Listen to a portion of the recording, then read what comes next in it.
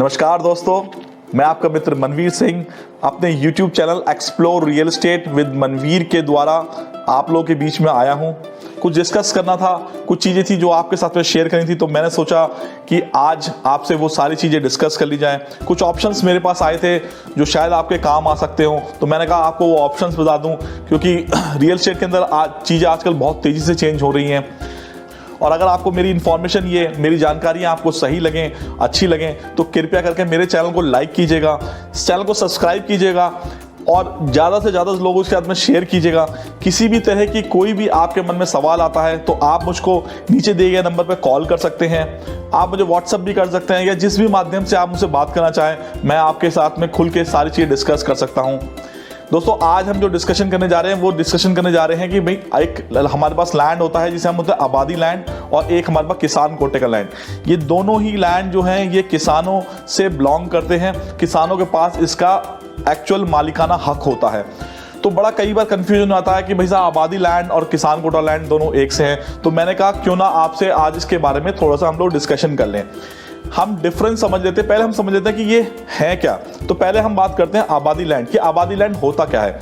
देखिए, ये वो जमीन है, वो मूल जमीन है जो किसान के पास रहने के लिए है, पीढ़ियों से है। यानी हम कह सकते हैं गांव की जमीन भी हम इसको बोल सकते हैं, और कुछ लोग कुछ भाषाओं में इसको लाल डोरे की जमीन भी बोलते हैं। आबादी लैंड वो जमीन है जिसको अथॉरिटी, हम क्योंकि पर्टिकुलरली अभी हम गौतम बुद्ध नगर की बात कर रहे हैं, तो गौतम बुद्ध नगर के रूल्स रेगुलेशन और अथॉरिटियों से या और शहरों से थोड़े से भिन्न हैं। तो हम अभी जो भी हम बातचीत करेंगे वो गौतम बुद्ध नगर के मद्देनजर करेंगे। तो गौतम बुद्ध नगर के अंदर कुछ किसानों के लिए जब अथॉरिटी जब किसानों की जमीन एक्वायर करती है तो उसके रहने की जगह को छोड़ के चलती है मैक्सिमम केसेस में।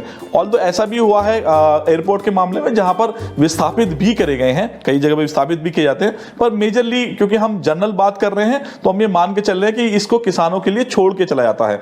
अब ये अधिकार भी अथॉरिटी के पास में है कि वो सर्वे करती है पटवारियों के द्वारा और अपनी लोकल गवर्निंग बॉडी उनके द्वारा कि कौन सी लैंड जो है वो आबादी की है, और उसको डिटरमाइन करती है अथॉरिटी, और उसको फिर किसानों के लिए छोड़ देती है रहने के लिए कि भाई ठीक है, ये लैंड हम आपकी एक्वायर नहीं करेंगे। यानी कि वो नॉन एक्वायर्ड लैंड होती है। ये एकदम बिल्कुल क्लियर सी और क्लीन बात है।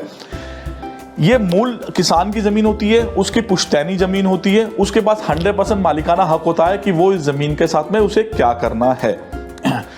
इसका जो डेवलपमेंट है वो ग्राम पंचायत करती है। ऑल्दो ये भी एक क्लियर मैं आपको बता दूं, अभी ग्राम पंचायत जो है उनके इलेक्शंस वगैरह खत्म कर दिए थे अथॉरिटी ने, तो ग्राम पंचायत जो है वो पावर में नहीं है। जो प्रधान पहले बन गया लास्ट रह गया, या जो ग्राम पंचायत बन गई वो माना जा रहा है कि वही लोग हैं, लेकिन उनके पास में कोई बजट या पावर अभी नहीं है।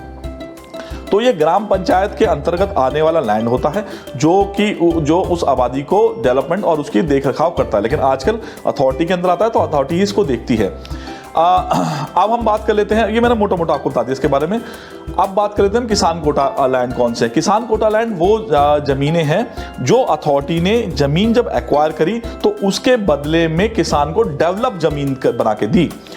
यानी कि अथॉरिटी ने कहा कि भाई ठीक है, आपकी रहने की जमीन हम आपको इतना परसेंट, यानी कि अगर 100 बीघे आपकी जमीन हम ले रहे हैं तो उसमें हम यमुना की बात करूं तो 7% हम आपको, यानी कि 7 बीघे आपको डेवलप सेक्टर करके देंगे। एक सेक्टर बनाएंगे जिसमें हम सारे किसानों को रहने की जगह देंगे, उसी अनुपात से जिस अनुपात से उसकी एक्वायर करी गई है। इसीलिए यमुना में इसको 7% बोलते हैं, ग्रेटर नोएडा में 6% किसान कोटा जमीन बोलते हैं, और नोएडा में 5% बोलते हैं। तो ये वो जमीन होती है। ये तो हो गया एक तरह से मोटा मोटा डिफरेंस। अब इसके अंदर और समझ लेते हैं कि गहराई से थोड़ा जाएं तो इसके और डिफरेंसेस क्या है। देखिए, आबादी लैंड के अंदर जितना भी डेवलपमेंट होगा वो कोई सिस्टमैटिकल नहीं होता। पुरानी रोड बनी होती है, जैसे गांव की छोटी रोड होती हैं, लेकिन उन जमीनों के ऊपर जो डेवलपमेंट जब होता है, यानी मान लीजिए कोई ऐसी लोकेशन आ जाती है आबादी की जो कि किसी मेन रोड से या मेन सेक्टर से अथॉरिटी के लग गई, कि किसी अथॉरिटी ने कोई अच्छा सेक्टर वहां बना दिया, उसके कोई फ्रंट में आ गई, तो वहां शोरूम्स खुल जाते हैं। जनरली अगर आप देखें तो जो बड़े बड़े शोरूम्स हैं, नोएडा के अंदर की भी मैं बात करूं तो वो सभी शोरूम्स या सभी चीजें ज्यादातर वहीं पर ही हैं। मैं ये नहीं कह रहा कि सेक्टर 18 नहीं है या सेक्टर 50 में नहीं है, पर वहां पे काफी इस तरह के शोरूम देखे जाते हैं। आबादी लैंड के अंदर रूल्स रेगुलेशन थोड़े कम होते हैं, जिसकी वजह से वहां पर डेवलपमेंट भी बहुत ज्यादा होता है। अब इसको डेवलपमेंट कहें या कंस्ट्रक्शन कहें, वो आप कोई कुछ भी कह सकते हैं, पर ये मान के चलिए कंस्ट्रक्शन बहुत ज्यादा होता है और उसके अंदर कोई बहुत ज्यादा रूल्स रेगुलेशन फॉलो नहीं करे जाते हैं। इसलिए अगर आप देखेंगे शोरूम्स, होटल्स, कुछ भी वहां पर खुल जाता है। इट ऑल डिपेंड्स कि उसकी लोकेशन कैसे आ रही है या फिर वहां पर किस तरह का डेवलपमेंट आना शुरू हो गया है। तो ये एक बहुत बड़ा बिग डिफरेंस है एक आबादी लैंड के अंदर और बाकी सेक्टरों के लैंड के अंदर।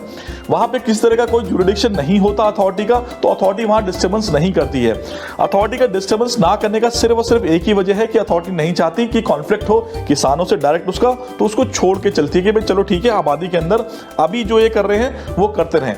ऐसा नहीं है कि अथॉरिटी कर नहीं सकती, अथॉरिटी कर सकती है, लेकिन जनरली अभी अथॉरिटी ऐसा कोई भी कदम मैंने उठाते हुए देखा नहीं है अनटिल वहां कोई बहुत बड़ी बिल्डिंग नहीं बन गई हो या कोई पॉलिटिकल ऐसा जो कंस्ट्रक्शन ना क्रिएट हो गया हो जिसकी वजह से कॉन्फ्लिक्ट पैदा हो गया हो। क्योंकि कुछ एक ऐसे पॉलिटिकल कंस्ट्रक्शंस हुए हैं जो किसी पहले गवर्नमेंट ने बनाया था और वो दूसरी नई गवर्नमेंट आई तो उसने उनको बंद कर दिया कि नहीं भैया ये तो अनऑथराइज्ड है। ऐसा हो जाता है कई बार, पर मैं इन जनरल बात कह रहा हूं कि जनरली अथॉरिटी उसको छोड़ के चलती है।